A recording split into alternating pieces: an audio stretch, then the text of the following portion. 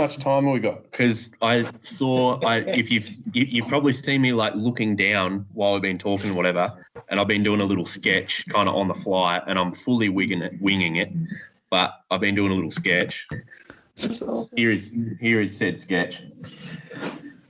Got Bob Ross on the podcast. Yeah, and people are gonna say there's no offset in the crown. I know there's no offset in the crown. It's just a winged design to make it look relatively good. Now I'm going to try to draw over this, and a little bit like the start of the discussion, I'm probably going to screw it up because I really can't see my own whiteboard, but I'm going to give it a crack. So apologies in advance if I fuck this up. I can't see anything, and it makes me so sad. It's actually a really good drawing too. I've been fucking around with it while I've been talking, and I've been distracting myself. Is that all right, Darren? You can see it. Yeah. All right. Good.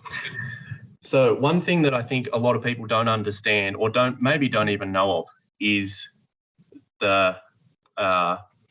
is trail. So basically, geez, I'm going to screw this up. All right.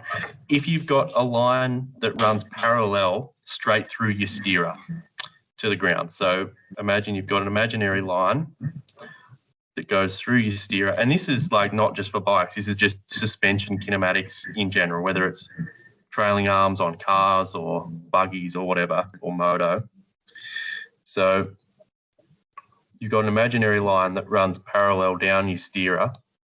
And imagine that keeps going all the way through your front wheel till it hits the ground, right? Now you've got a vertical line, which is your weight force of your axle, or from your axle, straight to the ground here. Now, this distance, tell me if you can't see this, Darren. No, I can see it, yeah. This distance here is what's called your trail.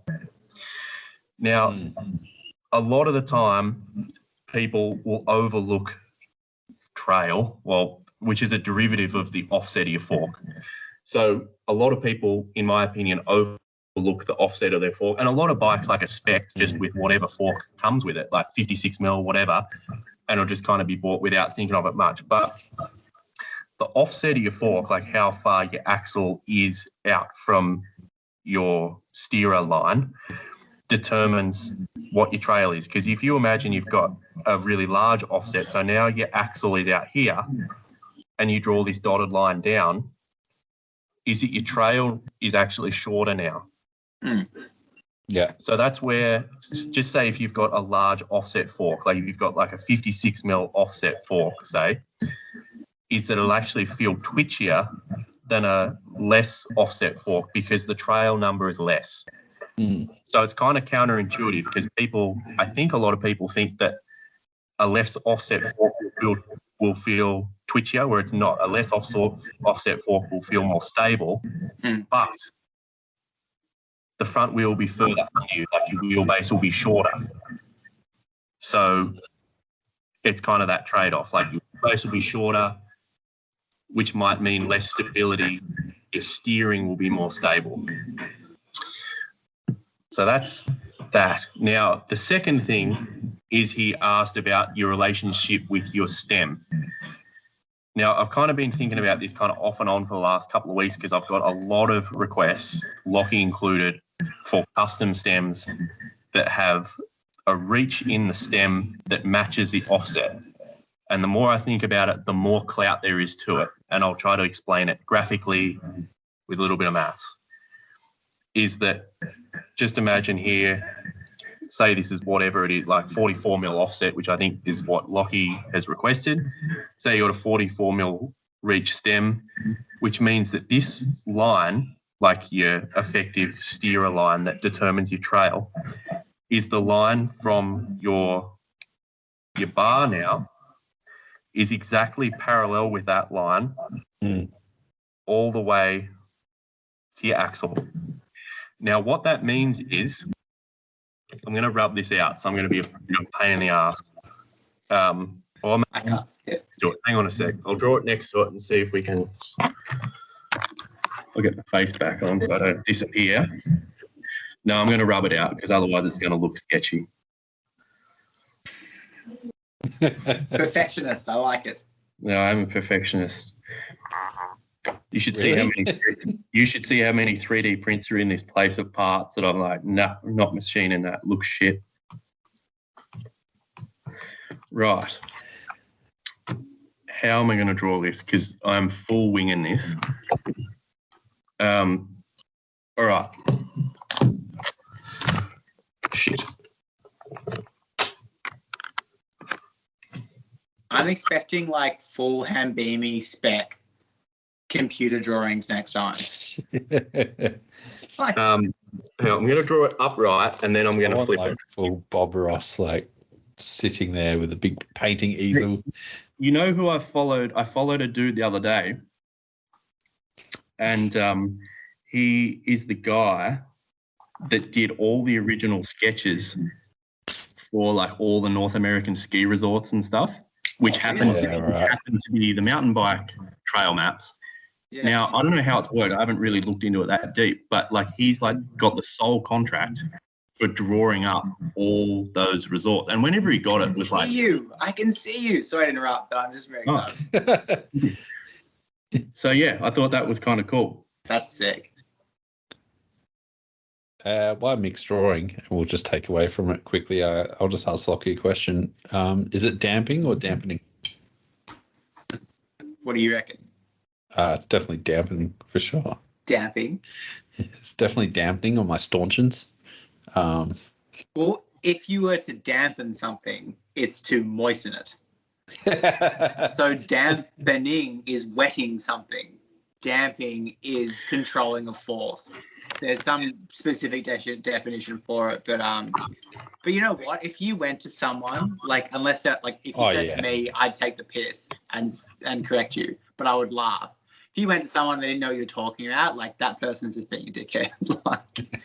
Anyway, but it's damping. Yeah.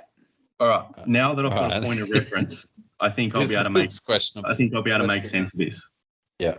So this is like a bird's eye view of your stem, right? So imagine you're looking straight down the plane of the steerer. So you're looking at like a 60-degree angle straight down the steerer, right? Yeah. I'm going to draw this in different colours so you can see. Full Bob Ross spec. Right, orange is your axle. So if your stem, just say your axle offset's 44 mil and your stem is also 44 mil in reach, it means that your front wheel axle is going to be here. Mm. And it also means your bar, which I'm going to do in a nice purple, your bar is also here, right? Yeah. Now, as you turn, your front axle is going to follow a radius like this. And your bar is also going to follow the radius around, right? Now, if you were to have, here's my little eraser. I'm going to rub that out.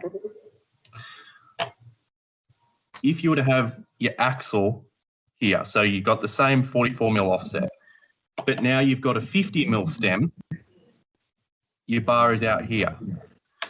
So what it means is when you turn, your axle is following this path here, but your bar is following this path out here, right?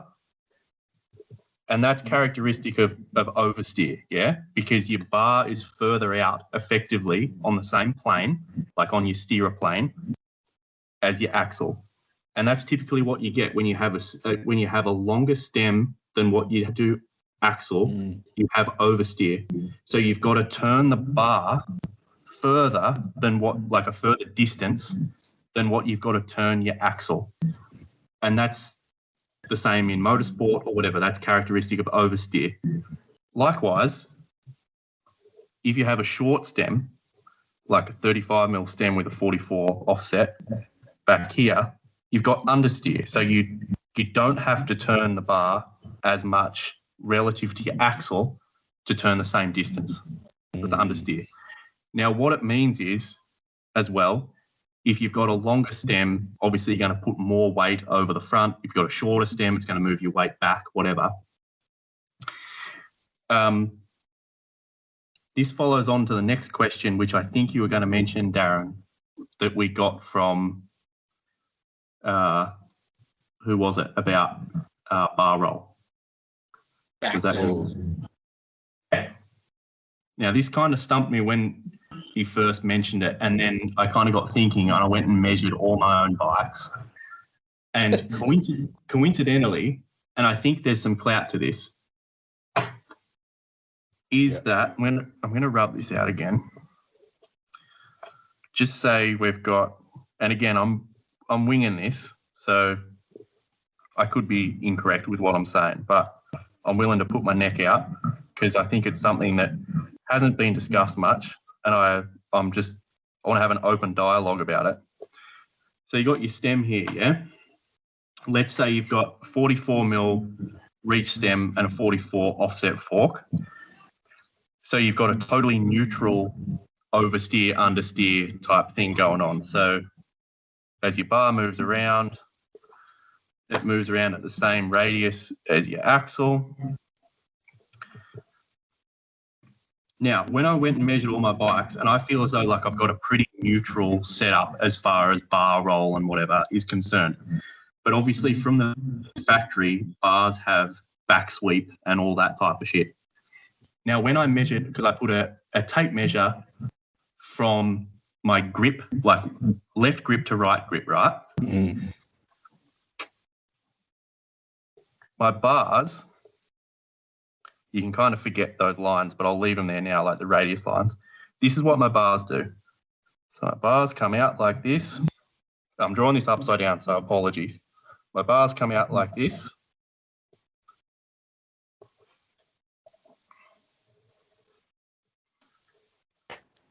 Imagine this is bird's eye view, so I've got my grips out here, right? Coincidentally, but the math lines up with this is my point. Like, there's got to be some clout because the math lines up. If I drew it like with a tape measure from my right to my left bar grip, it went, oh fuck, I'm going to be off, but it went right above the steerer. Yeah. Oh, So I'm what I- measuring this tonight. Oh, yes. Yeah. So this point's meant to go right through the middle there, but you get what I mean. Yeah. And I think there's some clout to this It because does. I can see it online. I've already explained why I think that the axle offset to reach is important, because there is no oversteer or understeer because it's neutral. Now, the oversteer understeer thing can be down to personal preference. Like if you're in a Formula One car, they have a shitload of oversteer, right? Mm. And depending on what you're doing, whether you're drifting or whatever, and it's the same thing with mountain bikes. Like there are scenarios where people might prefer a bit of oversteer, but I think to understand the maths is kind of important. So if your stem reach is the same as your fork offset, it's going to be neutral in the way that they'll follow the same radius, yeah? And I think to lead that into bar roll is that I think with a matching fork offset to stem reach, you can have a pretty well neutral bar roll for your grips to be in the same line as your steerer. And what that means is when you steer, I'm going to have to like think about this mathematically more, but like I think when you steer, you're going to have basically, how do I articulate this?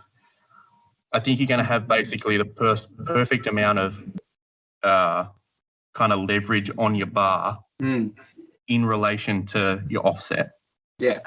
And I think this is like an important discussion to have because I don't know, perhaps people have talked about this before, but I think there's some clout to this.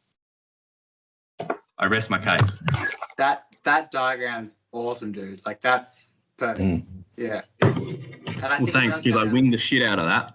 It does come to preference. Like that's why I'm ordered a stem for you at my offset. Like I find the longer stem, I feel it's a little bit like, I don't know, it can be a little bit slow. And then like I've chucked a 35 on or a 40, and now it's just too twitchy. I'm just like, this is not right. And then what was in the middle of those is pretty much the offset. You know what I mean? So yeah. Yeah.